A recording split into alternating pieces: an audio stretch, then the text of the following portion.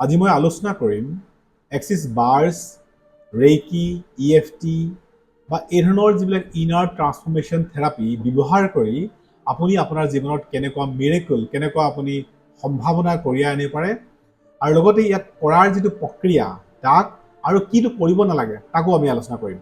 ভিডিঅ'টো শেষলৈকে চাব, কিয়নো এই ভিডিঅ'টোৱে আপোনাক সহায় কৰিব এজন প্ৰেক্টিশ্যনাৰ হিচাপে কাম কৰাত, আপোনাক আগবাঢ়ি যোৱাত।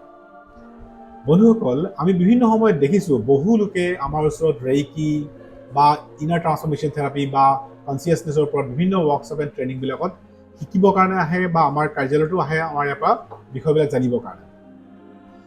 কিন্তু তেওঁলোকৰ উদ্দেশ্য লক্ষ্য মাত্ৰ কিছু ধন সংগ্ৰহ কৰা বা জীৱনটোক ধন আহৰণ কৰা ইত্যাদিবিলাকেই মূল বিষয়। কিন্তু আমি আমাৰ এই সূক্ষ্ম বিষয়টোৰ উপৰিও শাৰীৰিক, মানসিক, বৌদ্ধিক আৰু আধ্যাত্মিক দিশত উন্নতি সাধন কৰাটোৱে আচলতে ইয়াৰ মূল উদ্দেশ্য হোৱা দৰকাৰ। নিশ্চিত ৰূপত আপুনি নিজৰ ঘৰুৱা সমস্যাবিলাক বা ঘৰখনৰ যিবিলাক ব্যক্তি আছে তেওঁলোকক সুখ শান্তিত বা তেওঁলোকক আপুনি এই বিষয়কেইটাৰ জৰিয়তে আপুনি ভাল এটা ফল দিয়াৰ দৰকাৰ। কিন্তু মূল বিষয় হোৱাটো উচিত নহয় যে আপুনি মাত্ৰ নিজৰ ব্যক্তিগত লাভালাভৰ কাৰণে ব্যৱহাৰ কৰিব। সাধাৰণতে যিসকলে এক্সিছ বাৰ্ছ অভ্যাস কৰে বা যিসকলে ৰেইকি কৰে বা যিসকলে EFT হিলিং কৰে, তেওঁলোকৰ জীৱনত বা স্বৰ বিজ্ঞান যিসকলে কৰে তেওঁলোকৰ জীৱনত বহুকেইটাই চেঞ্জ আহে, বহুকেইটা বিষয়, জীৱনৰ বহুকেইটা বিষয়ে তেওঁলোকক পৰিৱৰ্তন আনে। কিয়নো ইয়াৰ কাৰণটো এনেকুৱা যে এই অভ্যাসবিলাকে আপোনাৰ ছাবকনচিয়াছ মাইণ্ডটো এক্টিভ কৰি ৰাখে। এই বিষয়বিলাকে আপোনাৰ যি পজিটিভনেছ তাক বিল্ড আপ কৰে আৰু যি আপুনি শক্তিশালী হৈ পৰে, আপুনি নিৰ্ভয় হৈ পৰে আৰু আপুনি আপোনাৰ প্ৰত্যেকটো সিদ্ধান্তক সঠিক দিশত আপুনি গতি কৰিব পাৰে। এই ধৰণে যেতিয়া আপুনি ডিচিশ্যন মেকিং কৰে বা আপুনি এই ধৰণে যেতিয়া নিজৰ সুস্থিৰ উপায়েৰে আপুনি কামত আগবাঢ়ি নিয়ে, তেতিয়া আপুনি নিশ্চিত ৰূপত ধন আহৰণ কৰাৰ ক্ষেত্ৰতে হওক, মান সন্মানৰ ক্ষেত্ৰতেই হওক, প্ৰেমৰ ক্ষেত্ৰতেই হওক, আপুনি লাভালাভ প্ৰাপ্তি কৰে। ইয়াৰ উপৰিও গুৰুৰ কৃপা, ঘৰুৱা সুখ শান্তি বা সতি সন্ততি ভাল হোৱাটো বা আপোনাৰ জ্ঞান আৰু বুদ্ধিৰ বিকাশ হোৱাটো, একেলগতে আপোনাৰ স্বাস্থ্য ভাল হোৱাটো আৰু সমাজখনৰ উপকাৰ কৰাটো, এই গোটেই প্ৰক্ৰিয়াবিলাকে আপোনাক সহায় কৰে। আমি এই প্ৰক্ৰিয়াবিলাক জৰিয়তে আমি জীৱনৰ যিবিলাক বিষয়, সেই বিষয়বিলাকত আমি এটা সঠিক সিদ্ধান্ত ল'ব পাৰোঁ, সঠিক দিশত আমি আগুৱাই যাব পাৰোঁ আৰু জীৱনটোক সুন্দৰময় দিশত গতি কৰা পাৰোঁ। সেইকাৰণে আমি এইবিলাক বিষয় প্ৰেক্টিছ কৰা দৰকাৰ। আমাৰ এই পৃথিৱীত আমি যিবিলাক দেখি আহিছোঁ, এই গোটেই ঘটনাবিলাকে আমাক বহুত সময়ত বিপাঙত পেলায়, বহুত সময়ত আমাক অস্থিৰ কৰি তোলে। এই অস্থিৰতা আঁতৰাই সুস্থিৰ ৰূপত আপোনাৰ জীৱনটোক আগবঢ়াই নিবৰ কাৰণে আপোনাক এই ধৰণৰ অভ্যাসটো কৰা দৰকাৰ। প্ৰত্যেকজন লোকে অভ্যাস কৰিব লাগে, প্ৰত্যেকজন লোকে তাক শিকিব লাগে আৰু তাক অভ্যাসত পৰিণত কৰিব লাগে। কিন্তু এই বিষয়বিলাকত যিহেতুকে এটা ফাইনেন্সিয়েল বিষয় জড়িত হৈ আছে, শিকিবৰ কাৰণেও পইচা লাগে বা শিকাবলৈও আপুনি পইচা লয়, গতিকে এটা ফাইনেন্সিয়েল দিশ জড়িত হৈ আছে। কিন্তু উপযুক্ত স্থান কাল বিচাৰ কৰি পেলাই আপুনি নিশ্চয় সেইজন লোকক সহায় কৰা দৰকাৰ, যিজনে এই বিষয়ত যথেষ্ট ৰাপ আছে কিন্তু ফাইনেন্সিয়েল দিশটোত ক'ৰবাত নহয় ক'ৰবাত অসুবিধা আছে। গতিকে এজ এ প্ৰেক্টিশ্যনাৰ হ'লে আপুনি এই ধৰণে চিন্তা কৰাটো আপোনাৰ কাৰণে অতি গুৰুত্বপূৰ্ণ। ঠিক সেইধৰণে আমি আমাৰ জীৱনত যেতিয়া আমি কিবা এটা প্ৰাপ্তি কৰোঁ, আমি নিশ্চয় যি আমি আশা কামনা কৰোঁ তাক আমি প্ৰাপ্তি কৰোঁ, কিন্তু আমি ইমান লোভ লালসাত মত্ত হ'ব নালাগে যে আমি সকলো পাহৰি যাম। অহংকাৰ, বল, দৰ্প, কাম, ক্ৰোধ ইত্যাদি বিষয়বিলাক আমি কণ্ট্ৰল কৰিব লাগিব। আমি এইবিলাকত আমি নিজকে শেষ কৰি পেলাব নালাগিব।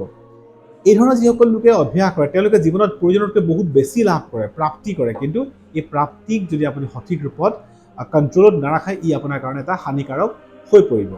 সেইকাৰণে ব্যৱহাৰ যদি কৰিব বিচাৰিছে তাক সঠিক ৰূপত ব্যৱহাৰ কৰক, তাক সুন্দৰকৈ ব্যৱহাৰ কৰক, ই আপোনাৰ জীৱনত নিশ্চিত ৰূপত মিৰেকল কৰিব। এতিয়া যিসকল প্ৰেক্টিশ্যনাৰ থাকে, এই প্ৰেক্টিশ্যনাৰসকলে কিন্তু বিষয়টো আৰু গুৰুত্বকৈ ল'ব লাগে। তেওঁলোকে ভালকৈ এই বিষয়টো শিকিব লাগে আৰু নিজেও অভ্যাস ৰাখিব লাগে আৰু নিজে খুব ভালকৈ বিষয়টো গভীৰতালৈ যাব লাগে।